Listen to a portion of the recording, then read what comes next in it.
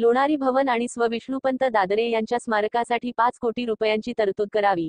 माननीय आमदार दीपकाबा साळुंखे पाटील यांची अजितदादांकडे मागणी. शब्दरेखा एक्सप्रेस न्यूज संपादक संतोष साठे. सांगोला तालुका प्रतिनिधी.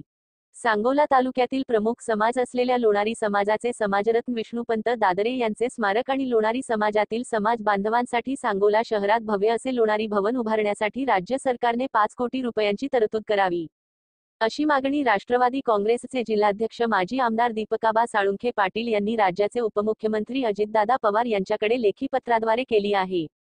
सांगोला तालुक्यातील अत्यंत प्रामाणिक आणि कष्टकरी समाज म्हणून लोणारी समाज अनेक वर्ष समाज व्यवस्थेत गुण्यागोविंदाने नांदत आहे. या समाजातील समाज बांधवांनी नेहमीच आजपर्यंत इतरांना मदत करण्याची भूमिका घेतली आहे. या समाजाने आजवर कधीच स्वतःसाठी काही मागितले नाही.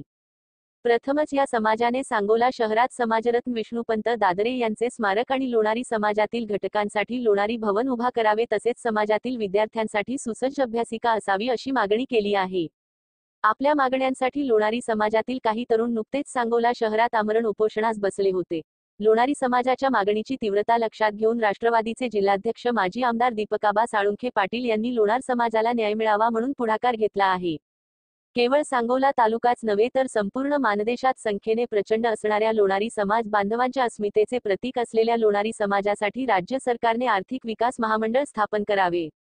तसेच समाजरत्न विष्णुपंत दादरे यांचे स्मारक व्हावे. तसेच सांगोला शहरात भव्य लोणारी समाज भवन आणि समाजातील विद्यार्थ्यांसाठी सुसज्ज अभ्यासिका बांधावी या प्रमुख मागण्यासाठी गेल्या काही दिवसांपासून लोणारी समाज एकवटला आहे.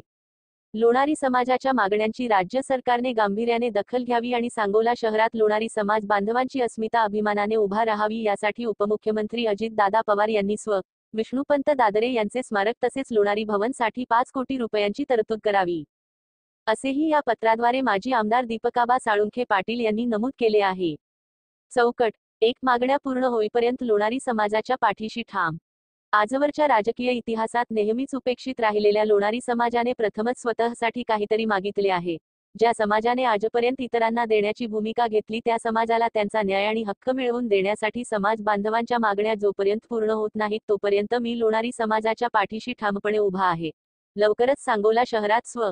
विष्णुपंत दादरे यांचे भव्य स्मारक आणि लोणारी भवन उभा राहील यासाठी मी प्रयत्नशील आहे. माननीय दीपकाबा साळुंखे पाटील, जिल्हाध्यक्ष, राष्ट्रवादी काँग्रेस पार्टी.